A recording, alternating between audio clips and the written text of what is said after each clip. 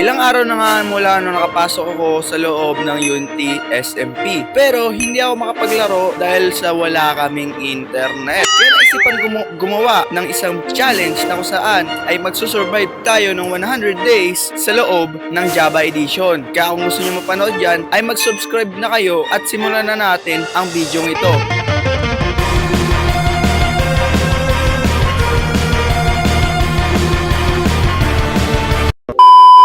Mga kaibigan, pagkapasok ko pa lang ay nag-create na tayo ng world at papakita ko yung world na yan at 100 days challenge. So, hintayin lang natin tong mag-loading. So, ayun, days 1 at syempre, ang ginawa natin ay kumuha tayo ng kahoy.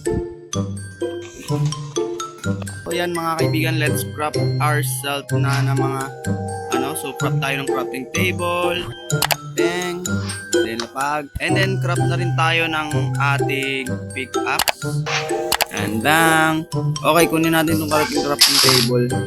At kunin na rin natin yung coal sa baba, pero kuha muna tayo ng stone syempre mga kaibigan. Kuha tayo ng stones. Syempre, pagtapos ko muna ba ito ay nag-craft na tayo ng pickaxe syempre at nag-craft na rin ako ng axe mga kaibigan. At merong coal malapit sa akin kaya kinuha ko na rin. Ayun. Pagkatapos ay naghunt na ako ng mga food.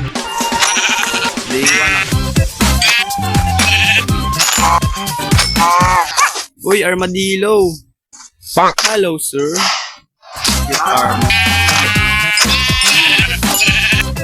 So, ayun, dahil meron na tayong mga food, syempre. So, craft tayo ng ating furnace, okay? Minecraft veteran. Okay, craft na rin tayo ng bed natin just in case na maggabi na agad. So, alam ko, napakabilis lang ng gabi dito sa Java Edition.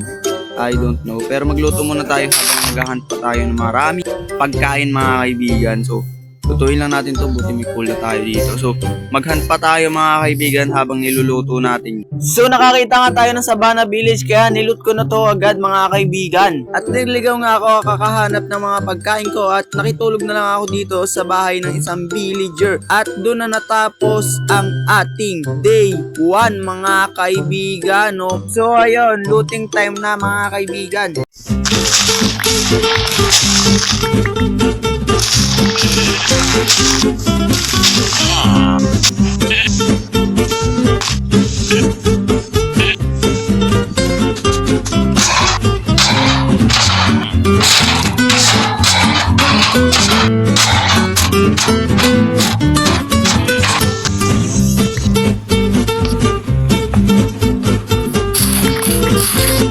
Okay, sa tingin ko, na-loot ko na tong buong area na to mga kaibigan. So, maghanap tayo ng plains biome dahil doon ko balak mag-base o kaya maghanap tayo ng lugar na kung saan malapit yung beach sa village. Tapos, doon na lang tayo mag-base mga kaibigan. Ay! Agoy! Oh my goodness! Half a heart! Day 1 pa lang, mamamatay na agad. Oh my goodness. So mga kaibigan, day 2 to 4 ay nag-adventure lang ako at nakakakita ko ng mga resources na ginagather ko kagaya ng mga iron. At nag-craft na rin tayo ng shield mga kaibigan at nakakuha tayo ng mga iron sa kuweba-kuweba. At naglakbay lang naman tayo ng matagal hanggang sa makakita tayo ng magandang spot ng ating pagbebesan mga kaibigan. So dito na tayo mga kaibigan. So let's settle. Hindi na nakakita na tayo ay nag-settle down na tayo at nilagay na natin sa chest ang mga gamit natin sa inventory.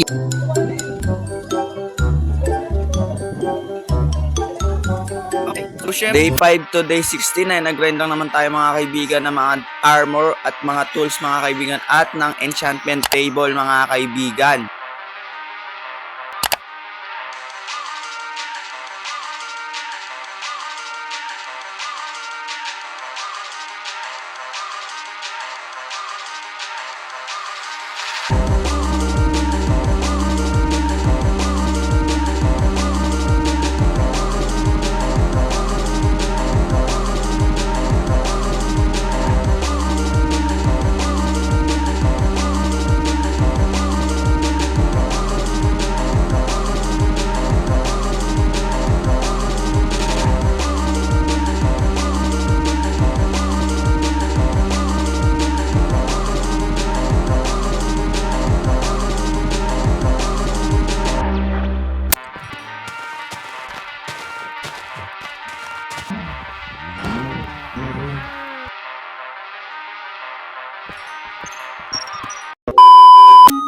So yun na nga mga kaibigan, tapos na nga tayong magmina at mag-grind mga kaibigan. So ngayon ay meron tayo dito 27 at kung makikita nyo naman yung aking diamond pickaxe ay pasira na.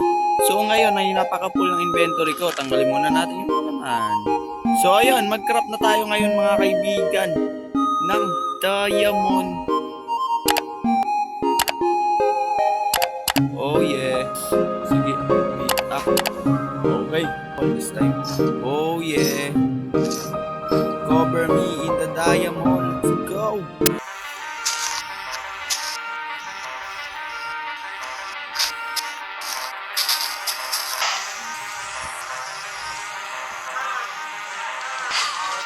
So yun na nga mga kaibigan, ngayon ay dahil tapos na tayo mag-grind ng mga materials, kung makikita nyo naman ay meron na tayong diamond sword, diamond shovel, diamond pickaxe mga kaibigan, ay syempre mag-i-enchant na tayo ng ating mga items. So makikita nyo naman dito ay full set of netherite, diamond na tayo mga kaibigan, at kung makikita nyo ay tatlo na lang mga kaibigan ay kompleto na itong enchantment table natin.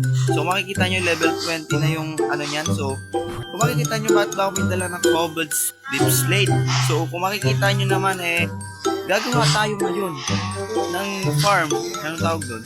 XP farm mga kaibigan. So pakainin muna natin yung mga bakakaw natin dito. No? So kung makikita nyo naman ay magagabi na at day 60 na tayo mga kaibigan. Kung makikita nyo dito sa gilid. At pagpasyensya nyo na yung kumakalampag o yung umingay ay naglalabak. Oh. So, dahil day 60 na hindi muna tayo matutulog dahil magkukuha muna tayo ng mga materials. So, kukunin ko pa yung mga deep slate sa ibaba. So, i-build ko siguro yung farm na to as right there. Siguro kasi plains biome pa rin naman to. Siguro banda rito, no? So, plains biome pa rin ba? Wait, tingnan natin. Okay, plains biome pa nga rin mga kaibigan. So, ayun, simulan na natin yung farm na to. At bibigyan ko yun ng time-lapse. Let's go!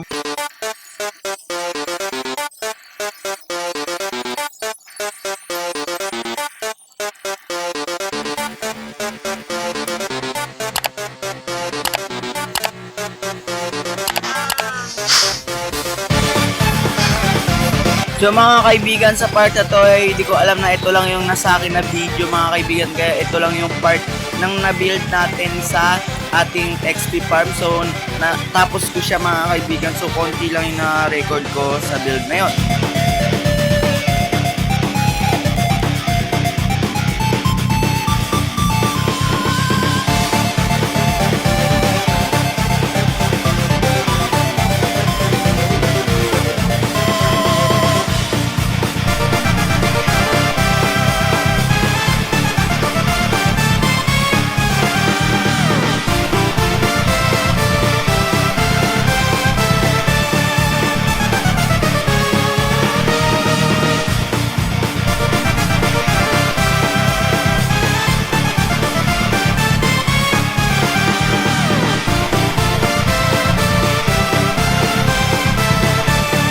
So day 22 to day 30 ay nag-grind lang tayo mga kaibigan ng mga XP sa ating XP farm. So wala ko nakuha ang mga XP kaya